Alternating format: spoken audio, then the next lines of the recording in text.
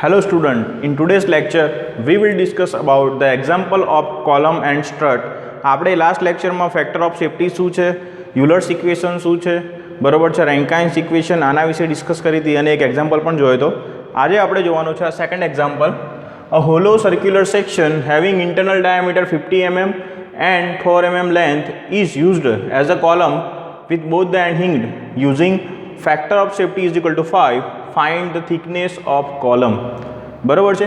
અહીં આગળ તમને શું આપેલું છે, તો જનરલી આપણે એવું હોય છે કે ભાઈ યુલર્સના ઇક્વેશન પ્રમાણે તમારો લોડ જે છે ફાઇન્ડ આઉટ કરવાનો હોય છે, પણ આ કેસની અંદર તમને શું આપેલું છે, તો અહીંયા ડેટાનું કલેક્શન કરીએ તો આપણે અહીંયા હોલો સર્ક્યુલર સેક્શન આપેલો છે, hollow circular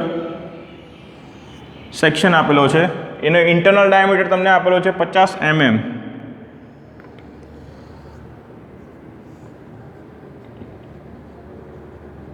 okay, and 4 mm length. બરાબર છે, લેન્થ કેટલી છે 4 mm. બરાબર છે, તો એલ બરાબર તમને આપેલી છે 4 મીટર આપેલી છે, તો એને એમએમમાં કન્વર્ટ કરી એટલે 4000 થઈ જશે. Is used as a column with both the end hinged. અહીંયા બોથ ધ એન્ડ કેવા છે, બોથ ધ એન્ડ હિંગ કરેલા છે. બરાબર છે, બંને સાઈડ જે હિંગ કરેલા છે. ફેક્ટર ઓફ સેફ્ટી તમને આપેલું છે FOS 5. ઓકે, તમારે શું ફાઇન્ડ આઉટ કરવાનું છે, થિકનેસ. બરાબર છે, તો આ સર્ક્યુલર સેક્શનની તમારે ફાઇન્ડ આઉટ કરવાનું છે થિકનેસ. તો સૌથી પહેલાં તો તમને અહીંયા શેપ સ્ટ્રેસ જે છે એની વેલ્યુ આપેલી છે. બરાબર છે, 25 કિલોન્યુટન. અને એના સિવાય બીજું તમને શું આપેલું છે, ઈની વેલ્યુ પણ આપેલી છે. તો તમને શેપ સ્ટ્રેસ જે છે પી શેપ એની વેલ્યુ આપેલી છે 25 કિલોન્યુટન, અને એના સિવાય ઈની વેલ્યુ આપેલી છે તમને 2 × 10⁵ ન્યૂટન પર mm સ્ક્વેર. ઓકે, તો તમને શેપ સ્ટ્રેસ પણ આપેલો છે, ઈ પણ આપેલો છે. તો એની ઉપરથી આપણે યુલર્સનો લોડ શોધવો હોય તો શું કરવાનું, તો આપણે અહીંયા કરતા હતા કે ભાઈ શેપ ફેક્ટર ઓફ સેફ્ટી અથવા તો આપણે શેપ સ્ટ્રેસ જે છે એ લાવવાનું છે. તો એના માટે આપણે શું મૂકીશું, તો ફેક્ટર ઓફ સેફ્ટી બરાબર શું થાય, factor of safety is equal to P Euler's upon P safe. બરાબર છે, પી યુલર્સ અપોન પી સેફ. બરાબર છે, તો હવે મારે અહીંયા આગળ સેફ સ્ટ્રેસ જે છે એ આપેલો છે 25 અને ફેક્ટર ઓફ સેફ્ટી જે છે એ પણ આપેલું છે 5. બરાબર છે, ફેક્ટર ઓફ સેફ્ટી જે છે 5 આપેલું છે અને સેફ સ્ટ્રેસ છે એ તમને આપેલો છે 25. તો એની ઉપરથી તમને યુલર્સનો લોડ જે છે PE એ મળશે 25 × 5 = 125.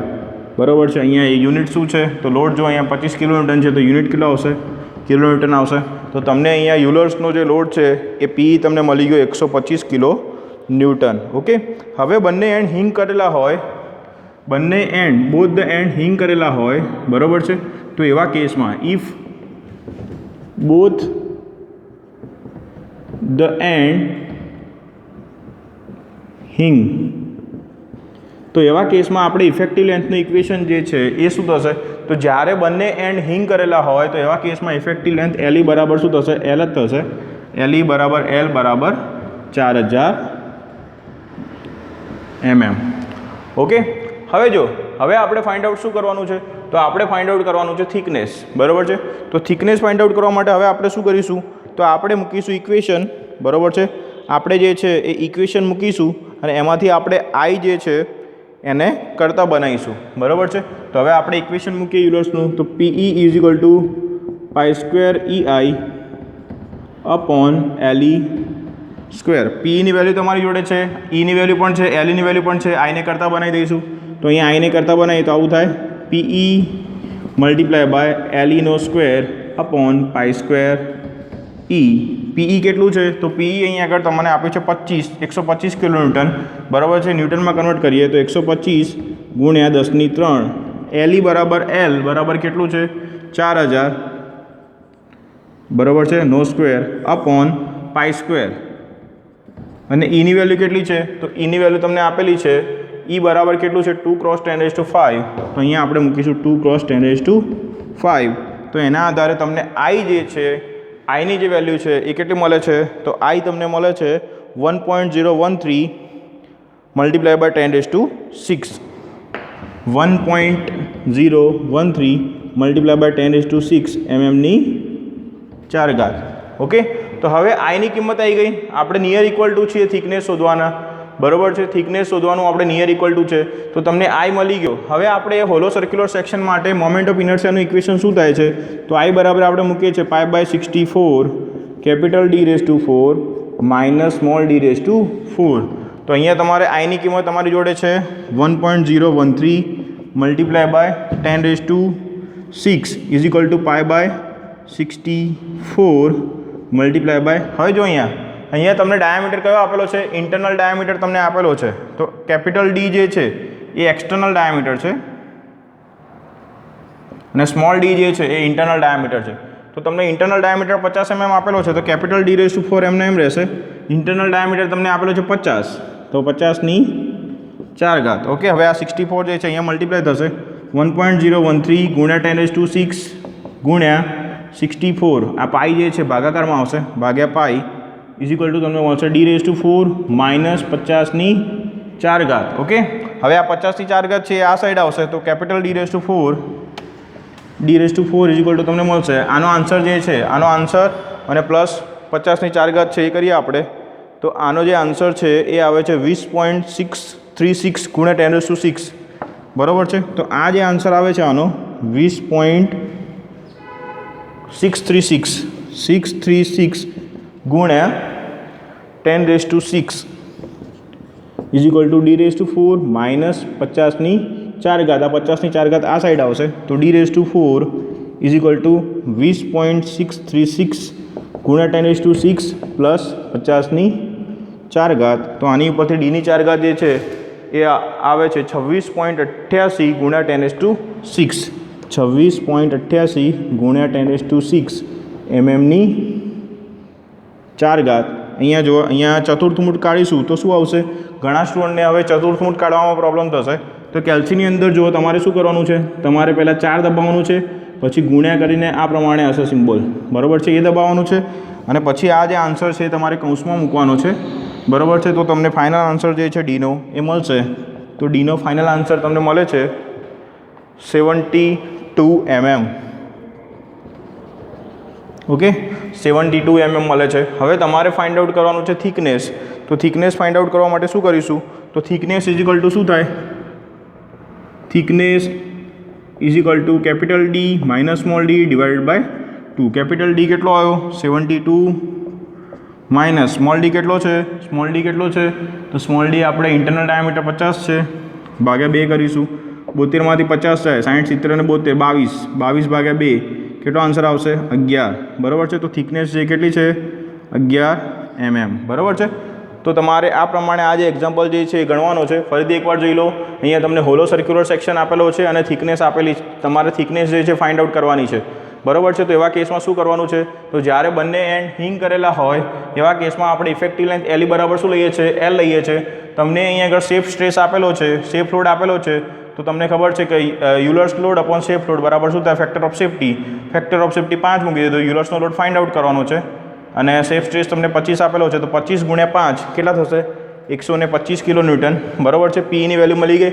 હવે પીની વેલ્યુ મળી ગઈ તો એની ઇક્વેશન છે π² EI અપોન LE², બરાબર છે. એની અંદર આપણે બધી કિંમતો મૂકી દીધી, તો તમને આઈ જે છે એની વેલ્યુ મળી જશે. અને આઈ ઉપરથી આપણે આઈ જે છે એની વેલ્યુ કેટલી છે? π/64 capital D⁴ minus small d⁴. એની અંદર તમને સ્મોલ ડી આપેલો છે, કેપિટલ ડી તમારે ફાઇન્ડ આઉટ કરવાનું છે. બધું સોર્ટ આઉટ કરશો તો ફાઇનલ ડી બરાબર તમને કેટલું મળશે? 72 mm મળશે. અને એની ઉપરથી થિકનેસ આપણે ફાઇન્ડ આઉટ કરીશું, તો ડી માઇનસ d/2 કરીશું. 75 માઇનસ 50/2 22/2 તો કેટલો આવશે? 11 mm જે છે એ તમને આન્સર મળે છે, બરાબર. તો આ રીતે તમારે હોલો સર્ક્યુલર સેક્શન જે છે એના એક્ઝામ્પલ કાઉન્ટ કરવાનો છે. તમારે હવે ઘરેથી જે એક્ઝામ્પલ ગણવાનો છે એ આપણે જોઈ લઈએ. તો તમારે આ 4 મીટર લેન્થ છે એની જગ્યાએ 6 મીટર કરવાની છે. સેફ સ્ટ્રેસ 25 આપેલો છે, એની જગ્યાએ 30 કરવાનું છે, બરાબર છે. ઈની વેલ્યુ સેમ રહે છે. ફેક્ટર ઓફ સેફ્ટી 5ની જગ્યા ઉપર 6 કરવાની છે, બરાબર છે. અને તમારે આ જે એક્ઝામ્પલ છે એ ફરીથી મને ગણી અને મોકલાવાનો છે, બરાબર છે. તો આ તમારો એક્ઝામ્પલ જે છે તમે નોટ ડાઉન કરી દેજો. આ એક્ઝામ્પલ તમારે ગણી અને મને PDF જે છે એ મોકલાવાની છે, વોટ્સઅપ કરવાની છે. ઓકે, તો હવે વધુ આપણે બીજો એક્ઝામ્પલ હવે જોઈએ. Second example. સેકન્ડ એક્ઝામ્પલ જે છે એની અંદર શું છે, hollow circular column having internal diameter તમને 400 mm આપેલું છે. સૌથી પહેલાં આપણે અહીંયા ડેટાનું કલેક્શન કરીશું. તો ડેટાની અંદર તમને ઇન્ટરનલ ડાયામીટર કેટલો આપેલો છે, 400 mm. ઇન્ટરનલ ડાયામીટરને આપણે સ્મોલ ડી વડે બતાવીએ છીએ, 400 mm તમને આપેલો છે, બરાબર છે. એક્સટર્નલ ડાયામીટર જે છે, હવે જો એક્સટર્નલ ડાયામીટર આપેલું નથી પણ એની જગ્યા પર શું આપેલું છે, થિકનેસ તમને 100 mm આપેલી છે. તો અહીંયા તમને ટી આપેલી છે 100 mm. ઓકે, તો અહીંયા તમારે સ્મોલ ડી, જો અહીંયા તમને અહીંયા ઇન્ટરનલ ડાયામીટર આપેલો છે જેને આપણે સ્મોલ ડી વડે બતાવીએ છીએ. એ સ્મોલ ડી તમને આપેલો છે, કેટલો આપેલો છે, 400. ઓકે, અને એની ઉપર હવે થિકનેસ, બરાબર છે, કેટલી આપેલી છે, 100. મીન્સ કે આ સાઈડ પણ 100 છે અને આ સાઈડ પણ શું છે, 100.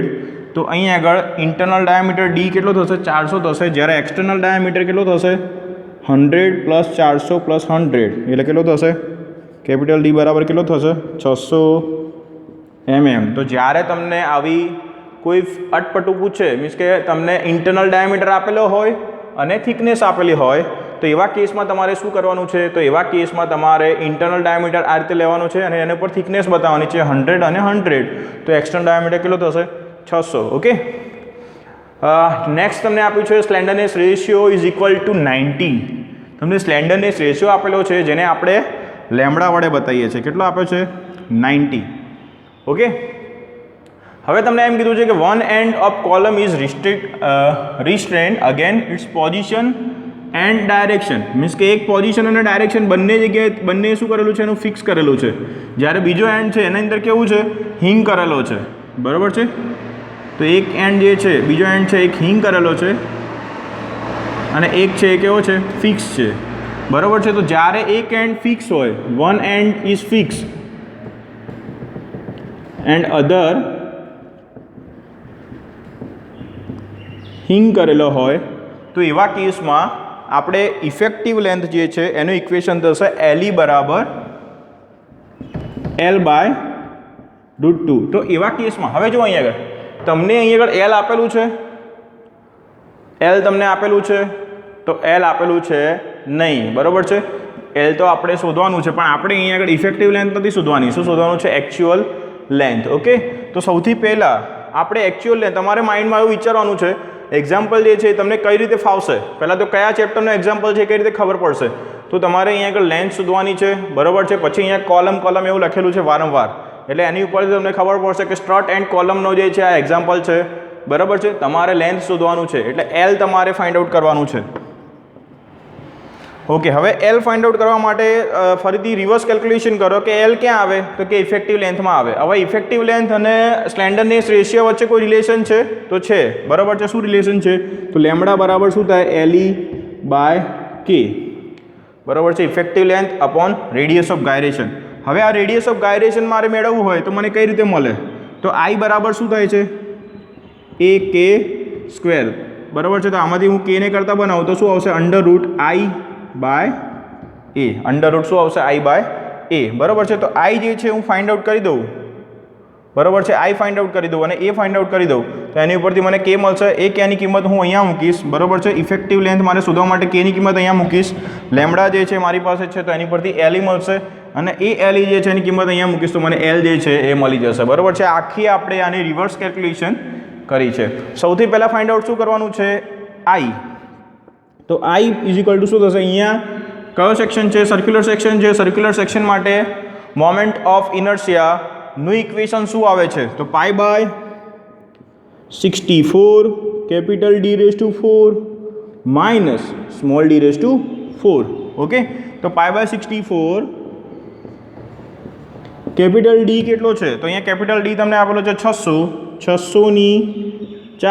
માઇનસ સ્મોલ d કેટલો છે, 400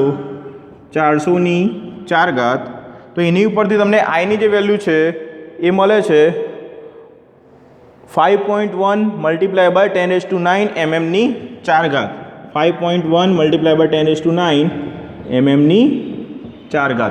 તો આ તમને જે વેલ્યુ મળી એ કોની મળી, I ની મળી. હવે આપણે ફાઇન્ડ આઉટ કરવાનું છે એરિયા. તો એરિયા જે છે એ ફાઇન્ડ આઉટ કરવા માટે શું કરશું, તો π/4 capital D² minus small d². Okay, તો π/4 કેપિટલ ડી કેટલો છે 600નો સ્ક્વેર માઇનસ 400નો સ્ક્વેર. તો એની ઉપરથી તમને એરિયા જે છે એ એરિયા મળે છે 157079.6 mm સ્ક્વેર. ઓકે, તો હવે જો તમને આઈ પણ મળી ગયું અને એ પણ મળી ગયું, તો એની ઉપરથી કે ફાઇન્ડ આઉટ કરવું હોય તો કે જે છે એ ફાઇન્ડ આઉટ કરવા માટે શું કરીશું આપણે, તો કે બરાબર આપણે કરીશું √i/a. ઓકે, આઈ કેટલું છે, તો આઈ છે મારી જોડે 5.1 મલ્ટીપ્લાય બાય 10⁹ 5.1 મલ્ટીપ્લાય બાય 10⁹ બરાબર છે. અહીંયા આપણે અંડર રૂટ કરવાનું છે અને એરિયા કેટલો છે 157079.6 157079.6.